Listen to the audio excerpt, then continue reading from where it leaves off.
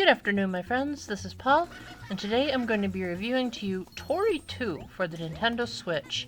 I reviewed Toree 3D a couple of months ago and thought that it was a very short, albeit very well-designed platformer. And within the same year, the developer has managed to release a sequel, although considering how little story there is, it's more accurate to say this is an expansion pack of the first Toree game. More or less, this review can be summed up with watch my Toree 3D review, and then add this is more Toree to it, because the controls are just as tight, level design is still good. The only real notable new features to be found are these dash rings where they send you flying like Super Mario Galaxy's launch stars, and there are also these gates that you can go through that allow Toree to go at sonic speed and soar through the enemies. I guess you could say that's his attack. And there's actually a boss battle at the end of the game. It doesn't just abruptly end like Toree 3D did. Apart from that, that's about it. Now, which game do I personally like better? I think I'm gonna have to lean towards Toree 3D, actually. While I think the level design here is more exciting, thanks to the addition of the rings and the dash panels, I don't really like how the final boss was handled.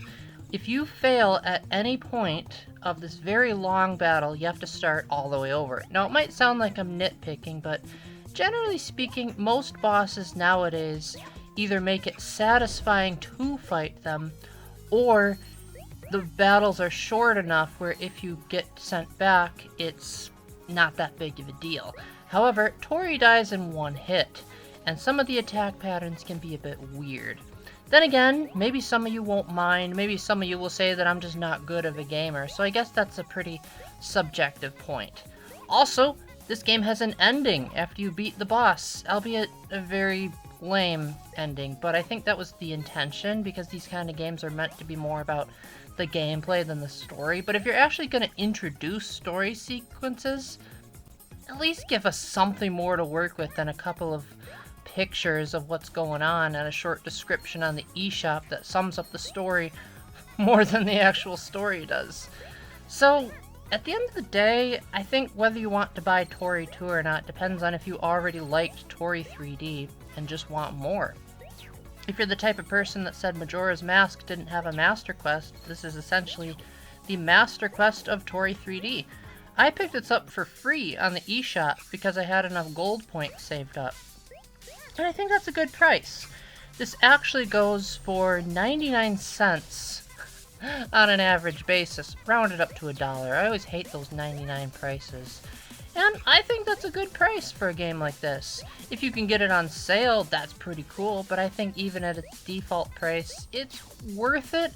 Just keep in mind that it's very short. Just like the original game, there's only 9 levels, and they get blasted through pretty quickly.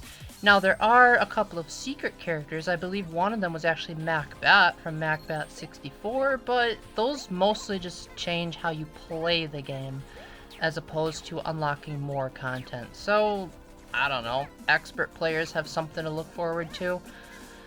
So with that in mind, thank you very much for watching. I'm sorry this was so short, but there's really not a whole lot that was added to the game besides the green stuff.